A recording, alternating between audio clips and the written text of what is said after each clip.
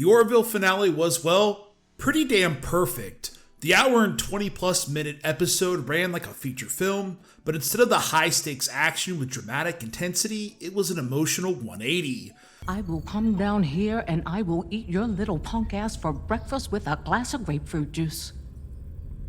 You got me? Yep. The episode featured not just one, but 2 weddings and quite a lot of knots to tie off. The Orville has been consistently good to great, and Future Unknown might have been the best episode in the season. Look at that! I knew I was going to be happy to see it. After last week's pulse-pounding, high-intensity episode, I had wondered how the season finale would keep the stakes interesting. Thankfully, the episode's complete change of pace, lighthearted tone, and continuous development of interpersonal relationships made this an interesting episode throughout.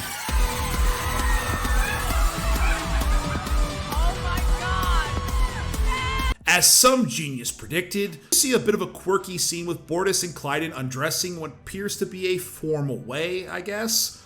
Perhaps the two reconcile and by doing so, remarry through Mocklin tradition. I am the smartest man alive! Bortis and Clyden renewed their vows in Mocklin tradition, which is this crazy ceremony that shows both men strip down to their undies and chase each other throughout the woods. This entire scene was highlighted by the two embracing, leaving the rest of the crew, who acted as observers, lost as what they were supposed to do.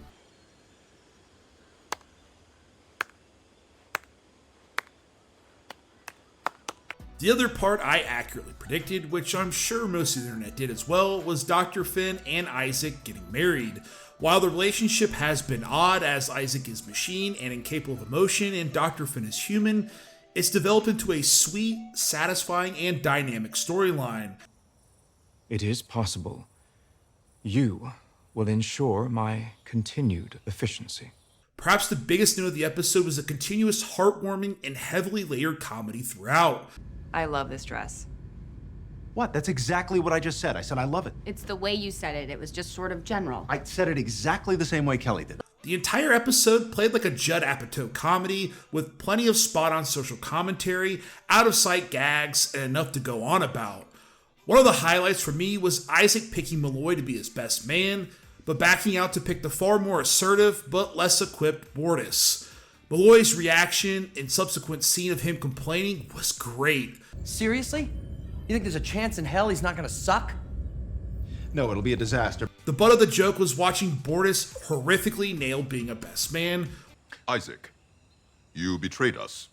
Your actions caused the destruction of many ships and the deaths of many people. All kidding aside. Only to be saved by Malloy. Anyway, I'll keep this short because I know the Kalon have like 1,000 light-year drive home and most of them have been drinking. The episode's runtime was populated with 2 story arcs, the lead-up and wedding of Isaac and Dr. Finn, as well as the returning plot of Lisella from Season 1. Lisella's plotline acted as a further establishing of the universe McFarlane has built. If nobody has to have a job, then why do you guys all work? The right work can be satisfying for other reasons besides compensation. As well as his constant tip of the hat to the Star Trek universe mythos. Strict prohibitions when it came to cultural contamination. And all they tried to do was help. Lisella, rescued from her planet built on social media upvotes or downvotes, buddies up with Commander Grayson. In typical sci-fi fashion, her society's backward thinking is used as an allegory to explain the Union's existence and financial freedoms built by technology advancements. We're not allowed to drop advanced technology into a developing society like bestowing a gift from heaven. In fact, that's how our justice system regards it, like playing God. In a neat spin on the premise, Lisella ends up with a bit of survivor guilt from her people as she wants to help them. This plot, in my opinion, intertwined well with the marriage, as it really this exploration of human culture and the hopeful expansion on it with what is possible. Through all this, the last few minutes featured a great wedding. Honestly, this wedding is up there with some of the best weddings ever on television, including the famed The Office wedding. Everyone gathered together, including the Kalon and the surprising return of Halston Sage as Alara. All of the characters embraced to listen to this beautiful song from Malloy as the ship flies into the sunset. While there's been a lot of rumors being pushed heavily about the show ending in a cliffhanger, it's safe to say that this might be even more bittersweet.